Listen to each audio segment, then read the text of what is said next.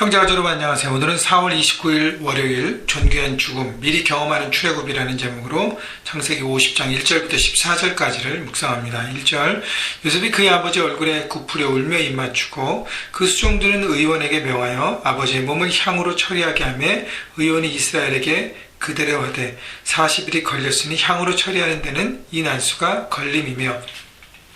자, 아버지 요셉이 이제 숨을 거두고 요셉이 마지막으로 아버지 얼굴을 굽으려 얼굴에 엎드려 울면서 입을 맞췄습니다. 그러면서 이제 장례를 준비합니다. 그래서 수종들은 의원에게 이제 시신을 염하고 이렇게 처리할 것을 얘기하는데, 여러분 당시에 또 지금도 그렇지만 당시에는 애굽에는 그 미라가 가장 발달됐습니다. 그래서 죽은 시신을 가장 오랫동안 보존하고 이렇게 하는데 가장 첨단 기술을 갖고 있었어요.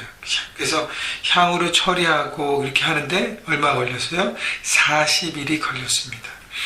여러분 40일 동안 그 시신을 이렇게 잘 보존하고 하는데 40일 동안 했다는 것은 그만큼 죽음 이후에도 야곱의 삶이 존중받았다는 것이죠. 자, 그래서 하나님의 사람은 사나 죽으나 사람들에게 존중받는 인생이 되어야 합니다. 자, 그리고 애굽 사람들은 70일 동안 그를 위하여 곡하였더라. 70일 동안 야곱의 죽음을 함께 슬퍼했습니다. 여러분 당시에 바로 왕이 죽으면 72일을 곡했습니다. 그렇다면 바로 왕 다음으로 가장 많은 70일 동안이라는 것은 왕의 버금가게 모든 백성들이 함께 곡하고 슬퍼했다는 것이죠. 그만큼 왕 같은 존중함을 받는 인생을 야곱이 살았다는 것입니다. 자, 그래서 4절 보십시오. 곡하는 기한이 지나면 요셉이 바로의 궁에 말하여 이르되 내가 너에게 은혜를 입었으면 원하건대 바로의 귀에 아뢰기를 우리 아버지가 나로 맹세하게 하여 이르되 내가 죽거든 가나안 땅에 내가 파놓은 묘실에 나를 장사하라 하였나니 나로 올라가서 아버지를 장사하게 하소서 내가 다시 오리이다 하라 하였더니 바로가 이르되 그가 내게 시킨 맹세대로 올라가서 내 아버지를 장사하라. 자, 요셉은 아버지 야곱과의 약속을 지킵니다. 아버지가 부탁했잖아요, 요셉에게. 그래서 애굽 땅에 장사하지 않고 조상들의 아브라함과 이삭의 그 묘지에 함께 묻힐 것을 얘기했습니다.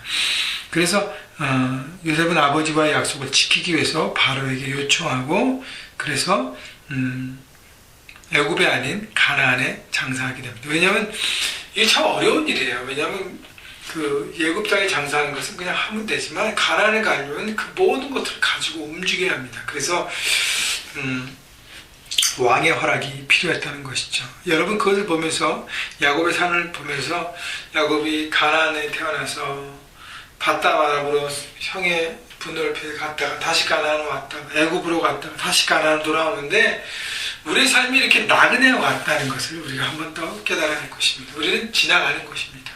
이 땅의 삶은 그냥 지나가는 삶인 것입니다. 그래서 여기에 너무 집착하고 더 많이 갖고 더 많이 채운 데만 집중하지 않고 떠날 어떤 준비로 살아가는 가벼운 마음과 생각으로 살아가고 주시는 것들을 나누고 주시는 것을 베풀고 주시는 것을 섬김을 통해서 여러분 하나님께서 부르실 때 가벼운 마음으로 떠날 수 있도록 여러분 그래서 본향으로 돌아가는 야곱의 삶처럼 우리도 언젠가는 하나님의 나라로 천국으로 돌아갈 것을 여러분 바라보시고 그런 삶을 여러분 마음가짐에 살아야 할 것입니다.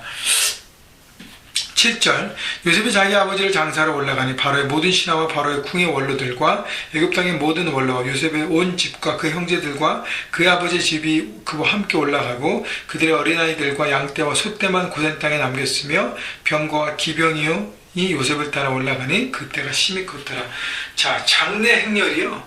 애굽을 출발해서 가나안으로 가는 장례 행렬이 심히 컸다고 얘기합니다. 왜냐하면 바로 왕을 제외한 애굽의 모든 신하들과 관료들과 원로들과 또 요셉의 형제들 다 모든 가족, 어린아이 빼고 모든 가족이 다 이 장례에 참석합니다. 여러분 그만큼 국장으로 나라가 전체가 이것을 서포트하는 것으로 여러분 그런 장례를 치른 것이죠. 그 다음 보십시오. 10절 그들이 요단강 건너편 아닷 타작 마당에 이르러 거기서 크게 울고 애통하며 요셉의 아버지를 위하여 7일 동안 애곡하였더니 그 땅 거민 가나안 백성들이 아닷 마당의 애통을 보고 이르되 이는 애굽 사람의 큰 애통이라 하였으므로 그 땅의 이름을 아벨 미스라임이라 하였으니 곧 요단강 건너편이더라. 자, 이 장래 지역에 아닷 타작 마당에 도착해서 그래서 요셉이 7일 동안 애통하고 그리고 장례하는데 그때 애굽 사람의 큰 애통이라고 얘기했습니다. 여러분 가나안 백성들도 애굽 사람의 큰 애통이라 느낀 것은 뭐냐면 이 애굽 나라 전체가 이 야곱이라는 한 사람의 죽음이 이렇게 애통하는구나를 생각했어요. 여러분 저도 이제 이걸 묵상하면서 느낀 것이 과연 내가 죽었을 때 얼마나 많은 사람들이 나의 죽음을 안타까워하고 애통이 할까? 그만큼 내 영향력을 얘기하는 것이죠. 여러분 그렇기 때문에 우리가 더 하나님의 사랑을 가지고 더 많은 사람을 섬기고 더 많은 사람을 위해서 애통해야 하고 그들을 품어주고 섬기는 일, 우리의 사명을 감당해야 할 것입니다. 그래서 살았을 때만 존중받는 인생이 아니라 떠나서도 존중받고 하심하는 인생, 이런 그런 인생을 우리 함께 살아가십시다. 12절 야곱의 아들들이 아버지가 그들에게 명한 대로 그들을 위하여 따라 행하여 그를 가나안 땅에 메어다가 마므레 막벨라 밭 굴에 장사했으니 이는 아브라함 해족속 에브롬에게 밭과 함께 사서 매장지를 삼은 곳이더라. 자, 막벨라 밭 굴에 야곱이 이제 매장되었습니다. 여러분 이것은 야곱의 삶의 이제 쉼과 평안을 얘기합니다. 이제 다 이루고 이제 모든 것을 마무리하고 이제 편안하게 주님의 품으로 가는 것입니다. 평안. 여러분 결국 우리는 본향을 향해서 가고 하나님의 큰 참 평안과 참 안식을 사모하는 것입니다.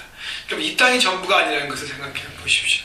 여러분 그렇기 때문에 물론 이 땅에 사명을 가지고 최선을 다해 살아갑니다. 그러나 이 땅에서는 참 만족을 얻지 못하는 것을 바라보고 참된 본향을 바라보면서 여러분 늘 기뻐하고 즐거워하고 소망을 가지고 오늘도 모든 어려움들을 이겨내는 여러분 모두가 되시기를 또 삶 현장에서 존중받는 인생이 되시기를 주님의 이름으로 축복합니다.